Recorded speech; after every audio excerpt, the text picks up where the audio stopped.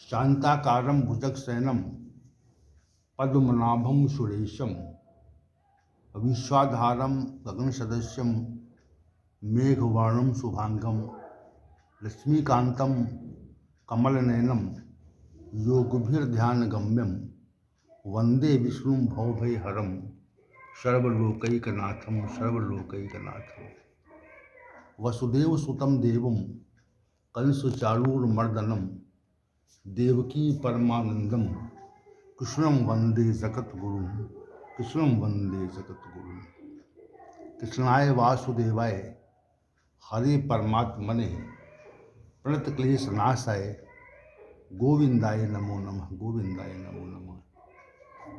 हम सब आज पुनः भगवत गीता के इस विशेष ज्ञान सत्र में उपस्थित हैं और अध्याय संख्या 2 के श्लोक संख्या 41 पर विचार कर रहे हैं, जिसमें श्री भगवान ने व्यावसायिका बुद्धि के संबंध में वर्णन किया है।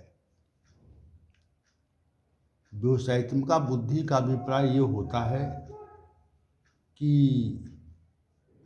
जो मनुष्य सांसारिक क्रियाकलापों से अपने को पृथक करके परमात्मा की अनुभूति के साधन में अपने को संलग्न कर लेते हैं, तो उनकी बुद्धि में एक प्रकार का तथ्य आता है, प्रकट हो जाता है। इस मानव जीवन का जो उद्देश्य है वह परमात्मा की प्राप्ति है, अर्थात परमात्मा की प्राप्ति करना ही मनुष्य के जीवन का एक उद्देश्य है। तो ऐसे मनुष्यों की जो बुद्धि है वो व्यावसायिका बुद्धि होती है, ऐसा श्री भगवान का कथन है। और अन्य जो लोग हैं वे इस सिद्धांत का, वे इस तथ्य का या वे इस मत का अवलंबन नहीं कर पाते, इसलिए उनके मन में अनेक प्रकार के सिद्धांत स्वतः ही प्रस्फुटित हुआ करते हैं और उनके जो जीवन के उद्देश्य हैं वे निरंतर परिवर्तित होते हैं और उनके जीवन का जो उद्देश्य है वह अनेक प्रकार से उपस्थित होता है, प्रकट हो जाता है और उन्हीं उद्देश्यों की पूर्ति के लिए वे निरंतर कार्य करते रहते हैं। तो श्री भगवान ने कहा कि एक निश्चित करने वाली बुद्धि में कुछ विशिष्ट गुण होते हैं, जिनके संबंध में हमने कल चर्चा की थी और इसके लिए श्री भगवान ने व्यावसायिका बुद्धि रे के कुलनंदन कहा था। इस प्रकार की बुद्धि वाले पुरुषों में उपरोक्त गुण निश्चित रूप से होते हैं और इस प्रकार के पुरुष समाज में पृथक प्रकार से प्रतीत भी होते हैं। उनकी पृथक सत्ता हमको दृष्टिगोचर होती है। श्री भगवान ने आगे कहा, बहुशाखा हिरण्यताश्च बुद्धियो अव्यवसायी नाम, अर्थात जिन मनुष्यों की बुद्धि अव्यवसायी नाम होती है, अब उनकी व्याख्या से भगवान कर रहे हैं कि जिन मनुष्यों की बुद्धि अव्यवसायी नाम होती है, अव्यवसायिक होती है, वह उसमें अनेक भेद होते हैं, अनेक प्रकार होते हैं। श्री भगवान ने श्री भगवान के इस कथन का अभिप्राय ये है कि जो पुरुष अनिश्चित सिद्धांत को मानने वाले हैं तथा उपरोक्त तथ्यों में संदेह प्रकट करते हैं, उनमें कुछ दृढ़ निश्चय नहीं होता। उनकी बुद्धि में परमात्मा के प्रति श्रद्धा भाव तो होता है, रह सकता है या नहीं हो सकता है, परंतु परमात्मा के साथ वो संसार को भी अधिक महत्व देते हैं, क्योंकि परमात्मा प्रतीत नहीं होता और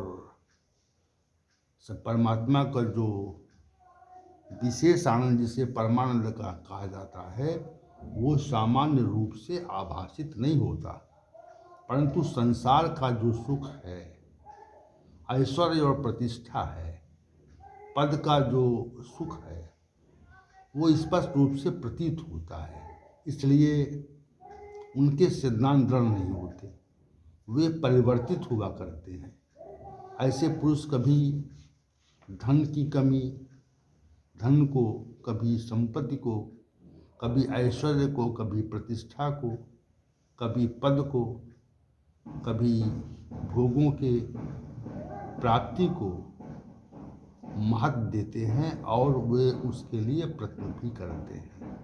वे परमात्मा की श्रेष्ठता को स्वीकार नहीं करते, पर जब धन संपत्ति प्रतिष्ठा पद आदि सामने आ जाता है तो वो परमात्मा को गौण कर देते हैं, उसको महत्व नहीं देते और इन्हीं की प्राप्ति के लिए वे प्रयत्नशील होते हैं। अर्थात वे धन की प्राप्ति के लिए, संपत्ति की प्राप्ति के लिए, पद की प्राप्ति के लिए, ऐश्वर्य की प्राप्ति के लिए, प्रतिष्ठा की प्राप्ति के लिए उनका प्रयत्न विशेष होता है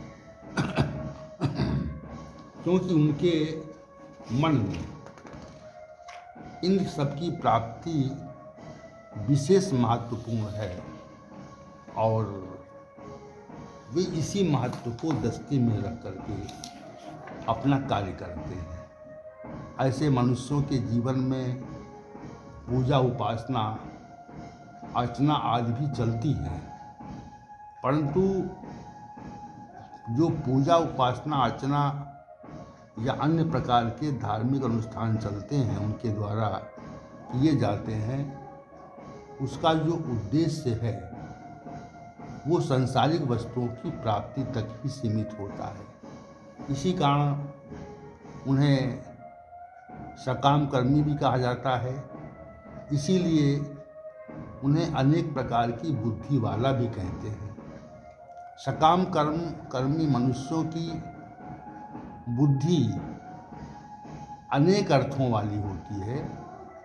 ये तथ्य श्री भगवान ने यहाँ पर इन पदों से कहा है। बहुशाखा हिनंतास्य बुद्धयो अव्यवसायी नाम।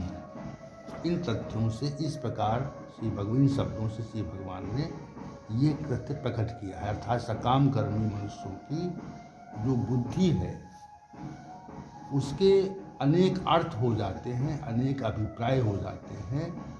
उसका जो उद्देश्य है वो पृथक प्रकार से आपको प्रतीत होने लगता है और ऐसे सकाम मनुष्य भगवान की उपासना, भगवान का पूजन अर्चन कभी धन की प्राप्ति के लिए करते हैं, कभी संपत्ति की प्राप्ति के लिए करते हैं और कभी पद और प्रतिष्ठा की प्राप्ति के लिए करते हैं। उनकी जो दृष्टि है, उनकी जो प्रार्थना है, उस प्रार्थना और उस उनका जो उद्देश्य है वो स्पष्ट रूप से परिलक्षित होता है, क्योंकि उनका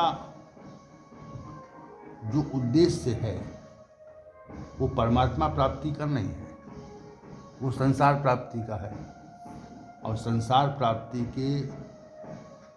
का उद्देश्य रखने वाले मनुष्यों के लिए ही श्री भगवान ने अव्यवसायी नाम कहा है। ऐसे लोग अव्यवसायी नाम होते हैं। उनकी जो बुद्धि होती है वो पृथक पृथक प्रकार की होती है।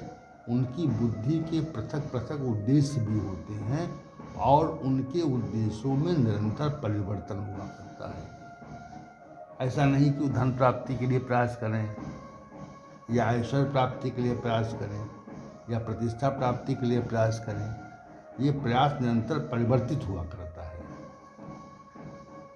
एक मत नहीं बन रहता। परमात्मा की प्राप्ति का जो उद्देश्य लेकर के मनुष्य कार्य करते हैं उनका उद्देश्य एक ही हो जाता है और संसार की प्राप्ति के लिए का को दृष्टि में रखकर जो कार्य करते हैं उनके उद्देश्यों में निरंतर परिवर्तन हुआ करता है। ये बात श्री भगवान यहाँ पे अव्यवसायी नाम